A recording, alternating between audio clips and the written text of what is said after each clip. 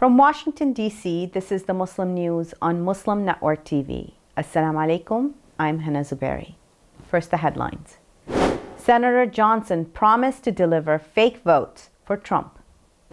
Hostile treatment in India forcing Rohingya influx into Bangladesh. Tunisia's president confirms no state religion in new charter. Over 1,000 killed, 1,600 injured as earthquake jolts Afghanistan. Global food crisis caused by Russia, not sanctions, EU says. Westminister elects first Muslim Lord Mayor. And our top story tonight. On Tuesday, the January 6th committee heard emotional testimony illustrating the toll former President Donald Trump's scheme to overturn the 2020 election had on public servants and their families. The hearing revealed Senator Ron Johnson, a Wisconsin Republican, offered to deliver fake electors to Vice President Mike Pence. The committee showed text messages between a Johnson staffer and another working for Pence minutes before a joint session of Congress to certify the 2020 election results. Republican election officials said Trump's team, led by the former president, made fantastic allegations of voter fraud that were false. The former president's team also asked numerous state figures to break the law to keep Trump in power, despite his clear defeat, testimony revealed. The Council on American Islamic Relations welcomed a hate crime investigation into anti-Asian slurs spray-painted onto a San Leandro, California home last weekend. On Saturday, police responded to a report of vandalism at 9 p.m. A racial slur in an anti-Asian message was scrawled on a realtor's sign marketing the property for sale. On Sunday, police found the same epithet painted on the home's garage door. Authorities are investigating the vandalism as a hate crime. The realtor, property owner, and recent tenants of the house are all of Asian descent. Samina Usman, Senior Government Relations Coordinator for CAIR San Francisco Bay Area chapter, said there is no room for any act of racist hate. Thousands of Minnesota Muslims are expected to celebrate Eid al-Adha at U.S. Bank Stadium next month. It's the first time the celebration will be held since the start of the coronavirus pandemic. A group of 40 mosques and organizations are hosting the event on July 9th or 10th, based on the lunar calendar. The date should be confirmed by July 1st, and attendees must register for the free event. Over 30,000 attended the celebration in 2018. Imam Asad Zaman, Executive Director of the Muslim American Society of Minnesota, said more people are expected this year. Eid al-Adha is the second Muslim holiday of the year. It caps the Hajj pilgrimage and commemorates the Prophet Abraham's willingness to sacrifice his son at God's command. Thousands of Rohingya Muslims are crossing the Indian-Bangladeshi border for safe harbor on the southeast coast of Cox's Bazar in Bangladesh. More than 1 million Rohingya are already taking shelter at the refugee camps in Cox's Bazar. There are about 40,000 Rohingya in India, with 20,000 registered with the UN Refugee Agency. Experts and activists express concerns about the influx of refugees to Bangladesh. They're asking for a diplomatic push to stop the flow from India and resume the repatriation of Rohingya to Burma. Ansar Ali, a Rohingya leader at one of Cox's Bazar's largest refugee camps, said Rohingya Muslims who were sheltering in India are now fleeing from there too. He said recent anti-Muslim sentiment in India has worsened the situation. Muslims in India have been experiencing mounting pressure and restrictions under the rule of Narendra Modi's Hindu nationalist Bharatiya Janata Party since it came to power in 2014. Hamza Tuzala has been elected as first citizen by London's Westminster City Council. The 22-year-old is the city's first incumbent from a Black, Asian, or minority ethnic background.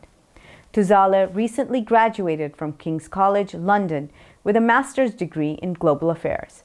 He was elected to represent the interests of the people of Westminster, chair council meetings, and attend local events. Westminister is the bustling government area near Buckingham Palace and the Houses of Parliament. Neighbouring London also has a Muslim mayor. On Tuesday, France's highest administrative court upheld a ban on the Burkini under a new secularism framework. It prohibits women from wearing the full-length swimwear in public pools. The Council of State confirmed the suspension of the internal regulations of the swimming pools passed in May by the city of Grenoble. The city had authorized the wearing of the burkini worn by some Muslim women to cover the body. Grenoble was the second French city after Rennes to allow the burkini in public pools. The council's judge ruled that the change in pool regulations was made to satisfy a religious claim. The judge said targeted adaptation of the public service rules strongly deviate from the common rule. On Tuesday, Tunisian President Kais Saied confirmed a draft constitution to be put into referendum vote on July 25th will not enshrine Islam as the religion of the state. Rather, the next constitution will mention belonging to an ummah, which means community, which has Islam as its religion, Said told journalists. He clarified the ummah and the state are two different things. The draft text is a key step in Said's drive to overhaul the Tunisian state after sacking the government and seizing far-reaching powers last July. Sadiq Baled, the legal expert who headed the drafting committee, told AFP he would remove all reference to Islam from the new document in a challenge to Islamist parties. Tunisia's 2014 constitution and its 1959 predecessor define the nation as a free, independent, and sovereign state. Islam is its religion and Arabic is its language. A special in-depth analysis segment is coming up later tonight on this issue, so keep watching Muslim News. On Monday, Pakistan's new Prime Minister Shahbaz Sharif appeared in court to answer for corruption allegations. Sharif became Prime Minister in April after a vote of no confidence ousted former Prime Minister Imran Khan. The corruption investigation stems from allegations that Sharif abused his power when he was the province of Punjab's Chief Minister. He's accused of giving out contracts to those connected to his party from 2013 to 2018. Amjad Pervez, Sharif's attorney, voiced concerns about the hearing affecting Sharif's job as Prime Minister.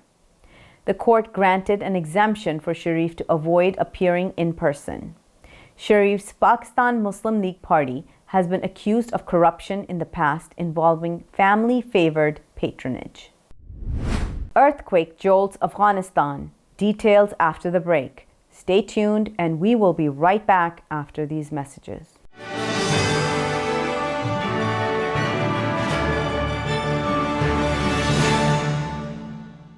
If I could be you, and you could be me for just 1 hour. If we could find a way to get inside each other's minds. Walk a mile in my shoes. Walk a mile in my shoes. Well, before you abuse, criticize, and accuse. Walk a mile in my shoes.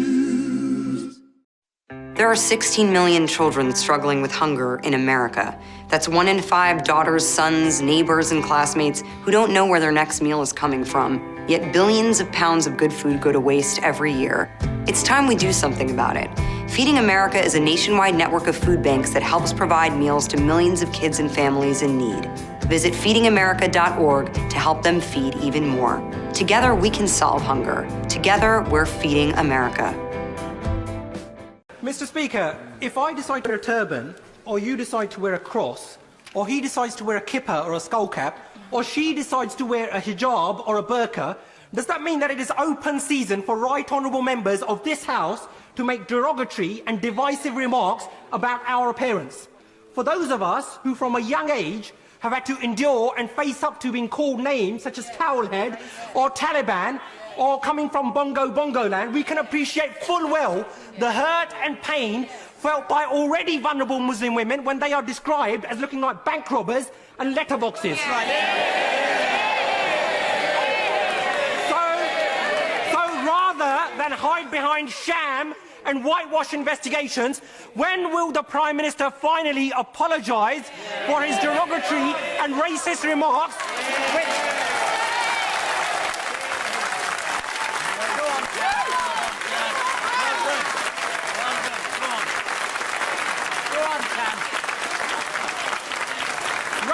Racist remarks, Mr. Speaker, which have led to a spike in hate crime. And given the increasing prevalence of such incidents within his party, when will the Prime Minister finally order an inquiry into Islamophobia within the Conservative Party, something which he and his Chancellor promised on national television?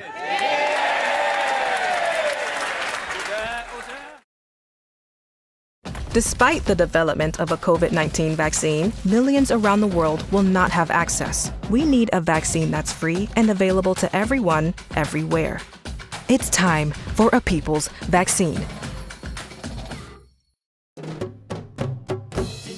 Assalamu alaikum! Open up your eyes. Assalamu alaikum everyone, it's your brother Zain Bika from South Africa. One of the first educational programs ever produced for Muslim children was the ever-popular Adam's World series.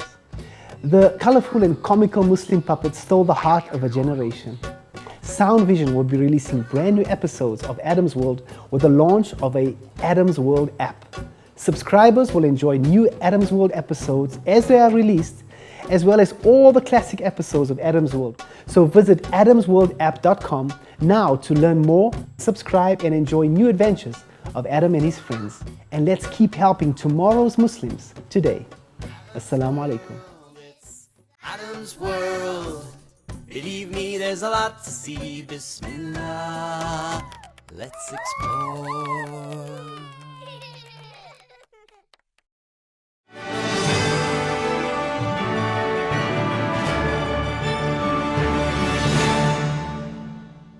Welcome back. A deadly earthquake has killed over 1,000 people and injured nearly 1,600 in eastern Afghanistan, officials said today.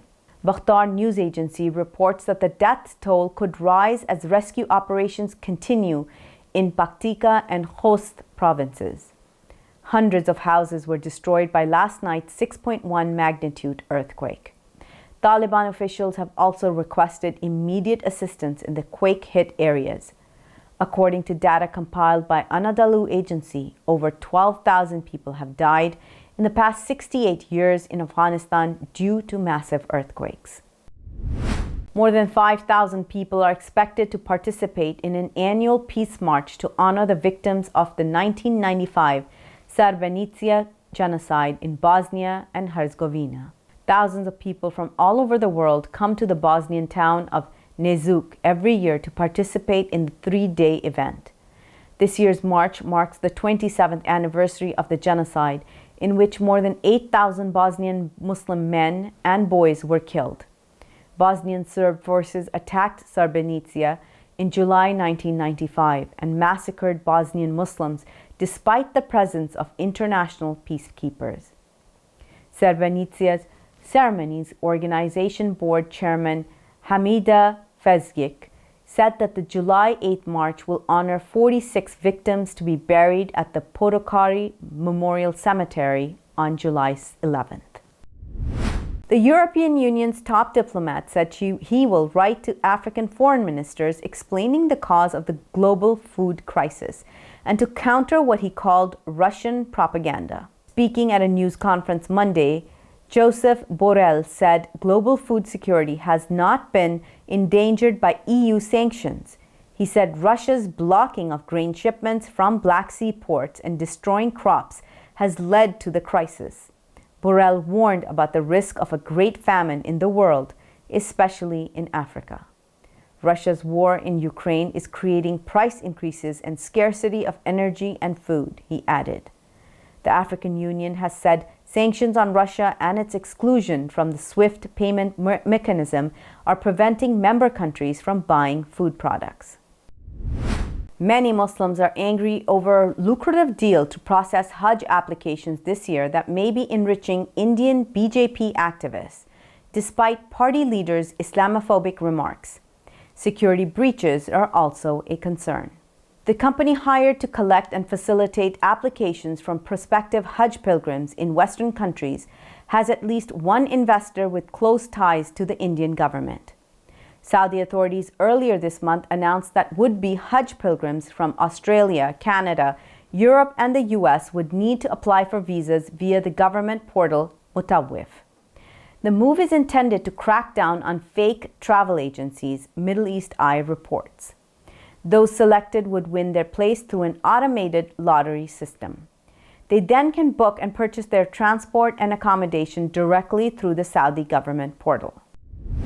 Coming up next after the break is our in-depth analysis segment, so stay tuned and we'll be right back after these messages.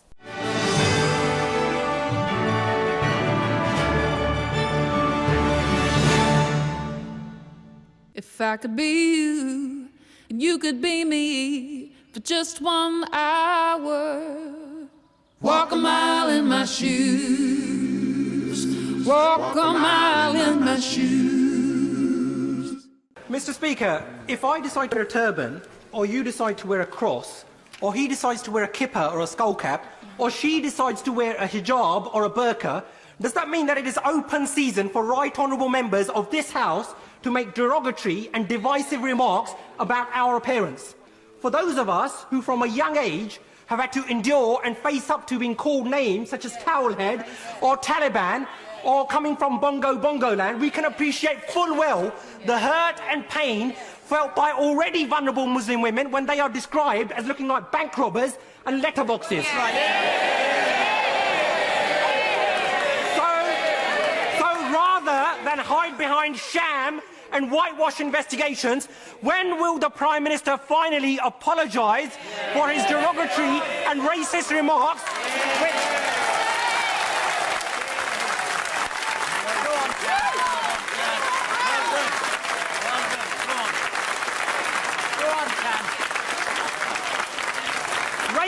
Racist remarks, Mr. Speaker, which have led to a spike in hate crime. And given the increasing prevalence of such incidents within his party, when will the Prime Minister finally order an inquiry into Islamophobia within the Conservative Party, something which he and his Chancellor promised on national television?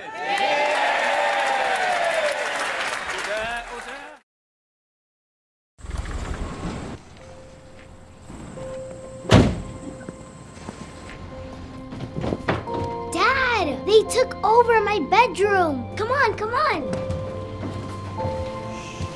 Okay, Dad. 1, 2, 3.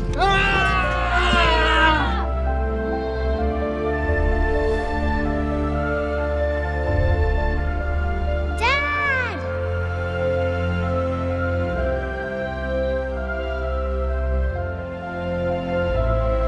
You saved me. Dad? Are you okay? I'm fine, dear.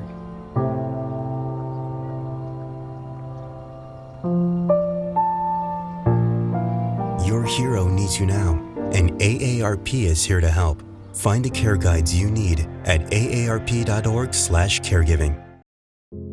We are Justice for All. Headquartered in the heart of downtown Chicago, Justice for All is a global humanitarian initiative dedicated to raising awareness for human rights concerns impacting vulnerable minority groups. Our diverse team of staff and volunteers, led by Imam Malik Mujahid, work tirelessly to help Justice for All achieve their goals.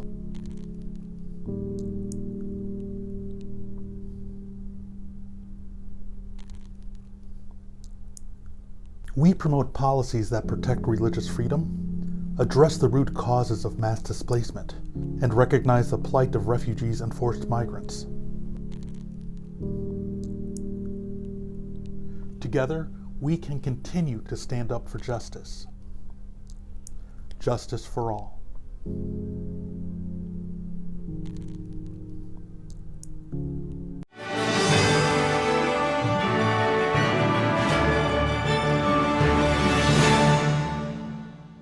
Welcome back. To discuss the situation in Tunisia, let's go to Imam Abdul Malik Mujahid. Over to you, Imam Mujahid. Thank you, Hena. Tunisia is in the news, and this time they had taken out Islam as their state religion and using a different type of vocabulary. Why it is the most important thing Tunisia is facing? And then judges are on strike, protesting president's policies. What policies are they protesting? To discuss all of this with us is Mohamed Haddad. Shukran. Thank you. Thank you for having me. Mohamed Haddad is co-founder and editor-in-chief of research media Bar Al-Aman, which is a Tunis-based media and a think tank. So what is your president up to? What are his priorities? So regarding the Islam as a source of inspiration for the legislation, as you may know, Tunisia in its recent history has always had a very subtle and nuanced position regarding the position of the religion towards the state. And the recent debate in Tunisia regarding whether the new constitution will have Islam as a source of legislation or not. So the recent debate came after the doubt over the intentions of President Qais to mention this clearly or not. But here, nothing is clear yet, because we could think about President Hayed, who said recently that there won't be any religious source of legislation mentioned in the constitution. But as you know, for the last 2-3 years of President Qais Hayed, redefining concepts of state, nation, society, even sometimes the role of a society, the role of religion in a society, subnational government, and the judiciary, the role of the people, redefining all these terms with his own views on what the role of each stakeholder and each institution should be, makes the understanding of the religion as a source of legislation something more complicated than it appears. So, of course, some people, secular people, would welcome the announcement of not having Islam as a source of legislation. And this actually has never really been the case in Tunisia since the independence in 1956. But Qais Said, the Tunisian president, clearly mentioned to the journalists a couple of days ago. Actually, he mentioned that in the airport when he was greeting the pilgrims who were going to Mecca. He said, the state or the republic is like a company. It does not have a religion, but the people, and to quote him in Arabic, he said, Al-Ummah does have a religion. And this difference that is made here can drive us to a new realm of definitions of even of let's say political science framework that we are not really used to it in Tunisia. So if we had to think about 2 points that are clear, the first one is that the first article of the Constitution of 1959 and the Constitution of 2014 that stayed the same actually, and that says that Tunisia is a republic, has its own sovereignty, and that Islam is its religion. And here there is something not really clear about it. Is it Tunisia's religion or is it the republic's religion? So this article shouldn't be kept in the next constitution. However, we are for sure going to see a new concepts that will be introduced in the new constitution that, for the moment, is still somehow a secret constitution. Even if the Tunisians will have to vote on it on July 25th, They will only know about it on June the 13th. Tell us, discussing constitution, semantic, whether it's the religion of the Ummah or the Islam is the religion of the state. The world is worried about where they're going to get their next meal. The wheat crisis and war and supply chain. Why Tunisia is busy in constitution instead of real life issues? Are there some people who are saying, what in the world are you talking about? Actually, there are a lot of people who are questioning the new debate over the constitution in less than 10 years after adopting a new one. Yes, there are a lot of challenges that Tunisia is facing. And the first of them is like a lot of MENA region countries is food. Tunisia imports its wheat and its barley from Russia and Ukraine, and the third importer is Kazakhstan. Exporter Tunisia imports from is Kazakhstan, so it imports from the region where there is a lot going on right now, and let alone the hike in the interest rates, and our external debt has been increasing for the last 10 years. So yes, there is a lot that has been that we are carrying now, and people in Tunisia are suffering inflation. And this is kind of a paradox where the people would have revolted and some demonstration would have happened or would have paralyzed the country for less than what is happening now. And even the general strike that the workers' union, UGTT, which is the main union in the country, even the general strike that took place a few days ago, didn't influence the curve that we are going on. And so we are in a course where the legal framework and the constitutional framework is the most important one in the eyes of the executive power. And there is no alternative voice to hear from since the parliament is shut down, since the judiciary is not able to work properly. And here, let me say that these imposing a new constitutional agenda on the public debate makes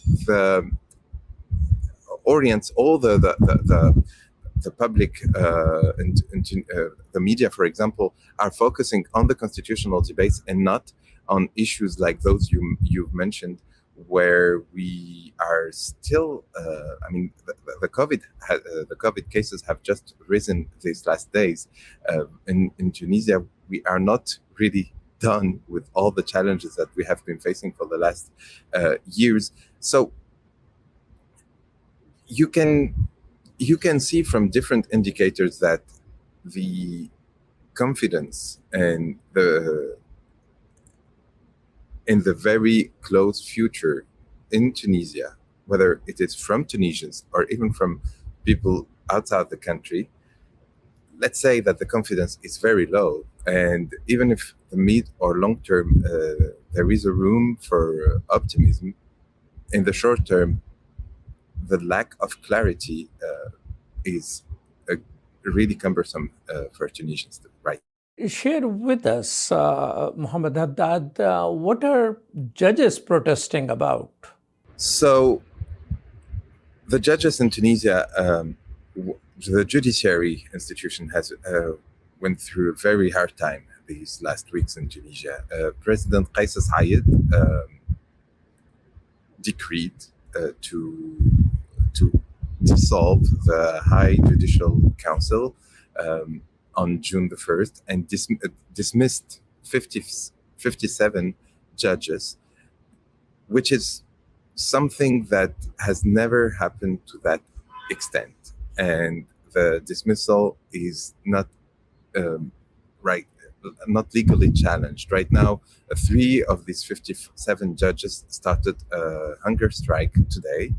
And with this decree, so President Zayed has removed whatever autonomy the judiciary in Tunisia was still able to exercise, even if it was not really completely able to exercise its autonomy, even if it was written in the constitution and the institutions were somehow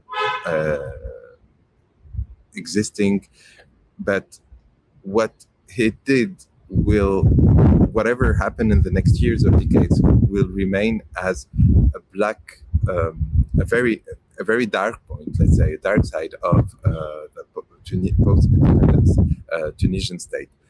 Well, thank you so much, Mohamed Haddad, for your insight about what's happening in Tunisia, the birthplace of the Arab Spring. I wonder if people are wondering when there's going to be another spring.